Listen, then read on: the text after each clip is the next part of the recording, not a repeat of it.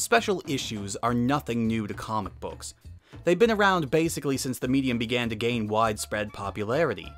This sort of practice reached a bit of a nadir in the 90s when special issues and tons of different gimmicks almost sank the industry as a whole, which is a topic for another day. The point is, almost no comic franchise was immune to this back in the day, and while there's still a prevalent practice for some publishing houses, hello IDW, they've largely fallen out of favor with all but the big players. Sonic was no exception. Back in the 90s, Sonic actually had his own line of specials, the Sonic Super Specials, that were released infrequently. But before the Super Special line came out, the very first special issue that came out for the comic line, and one of the only ones to have any actual consequences regarding the ongoing storyline, was the Sonic In Your Face Special. And seeing how this is our first special issue seems as good a time to announce that I'm changing up the review formats for comics, as I realized that my summary style wasn't really working for me. That, and with great apologies to him, it was basically a straight up lift of the same sort of format that Linkara employs for his own comic reviews. As such, I'm restructuring my own comic reviews to be more in line with my other review styles, more general summary and examination of the comic's different aspects, rather than walking through the entire issue plot point by plot point. The added benefit of this is, as we approach the point in the comic where it becomes more focused on multi-part stories and arcs, I'm able to more easily summarize the plot in a single video, rather than have an individual video for each issue. So I guess you'll just have to go out and read the freaking issues now, right? I'll start off by saying that this cover is not a very good representation of this particular story. The covers up to this point have been pretty goofy, pun-riddled, or just not at all related to the story contained herein. This one is no different, but it feels even more out of place than usual given the fact that we actually do have a serious story within the pages this time. And a very long one. The main story picks up following the two backup stories from the last two issues, following Princess Sally's crusade. The main crux of the story follows Sally, who, after being allowed to rifle through Jaleila's earthly possessions, and she just happens to be quite the pack rat, she finds an old map among her possessions promising a powerful treasure for her if she can brave the challenges located in the Forbidden Zone. And so, after receiving a new tool and companion in the recently discovered computer Nicole, and accompanied by her friends, she goes to face these challenges and find the treasure at the end. The title of the story, Sally's Quest, is quite appropriate because this basically hits every single point that a generic quest needs to have for it to work. The challenges are meant to test more than just her strength, but her intelligence and problem-solving abilities. They're all pretty standard stuff. You have a challenge where doing nothing is the right thing to do. You have a frankly strange and out-of-nowhere homage to the Sword and the Stone, and you have the whole one tells only lies and one tells only truths kind of deal. All standard stuff and all very predictable. Annoyingly, despite the fact that almost all of the freedom fighters decide to go with her, almost all of them are shown to be completely useless. Hell, most of them don't even have any dialogue through this entire thing. And like I said, this is a very long story, taking up about 32 of the 52 pages in this giant-sized issue.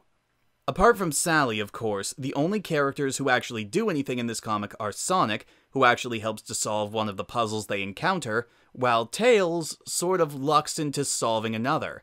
It's a fine story, but it's very by the numbers, with absolutely no surprises to it, right down to the fact that it ends with the treasure Sally discovers being one last message from Jaleila, meant to encourage and empower her to never give up and always be herself no matter what she does.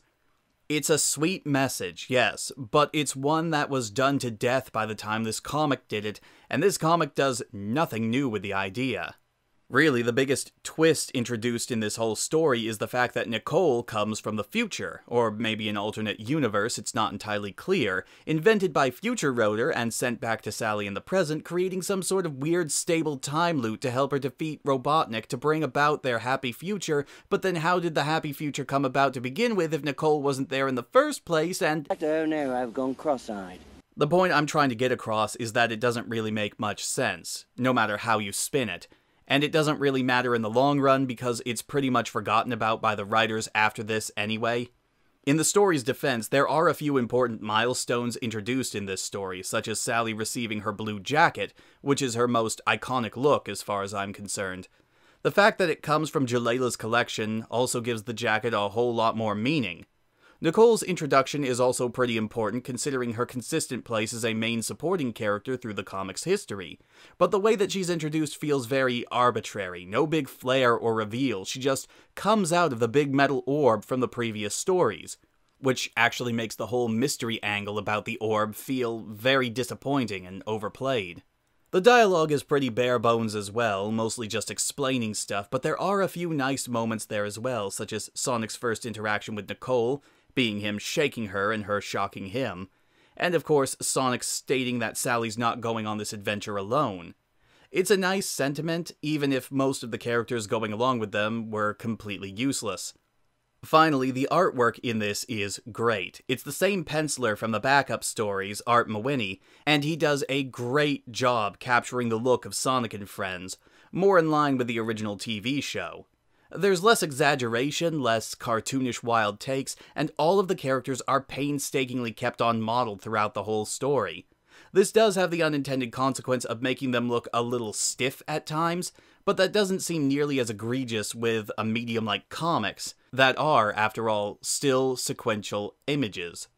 There are a few backup stories, but neither of them are that good, nor do they really have much to do with anything.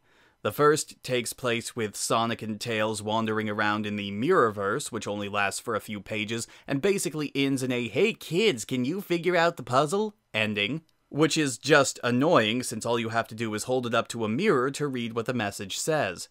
The art is okay in this one, but it's far less polished and has a lot of off-model moments.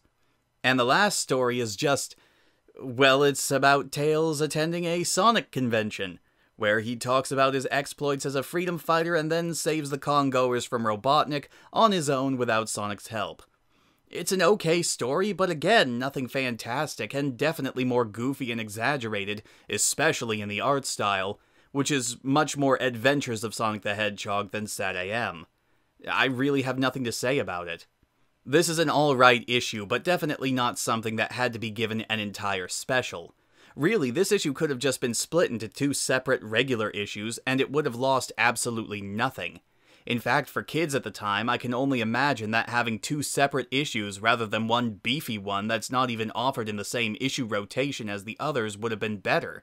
And this is definitely not the last time we'll run into this problem. To be fair, it's something that happens a lot, especially in companies that have several books within a shared universe, but there's nothing more frustrating than having a part of the current story locked away from you and sequestered in a different area which you might not have immediate access to. I don't inherently hate the idea of a special issue, but in this instance I don't think there was any benefit to it, and while the story itself is particularly special, it does bring the story to a satisfying close and keeps the comic moving in a more serious direction. While it's cliched, the comic does a lot for Sally's character, giving her some development that she desperately needed to keep herself from becoming very unlikable at this point. Next time, we'll be getting back to the main comic line with issue 19 and... oh my.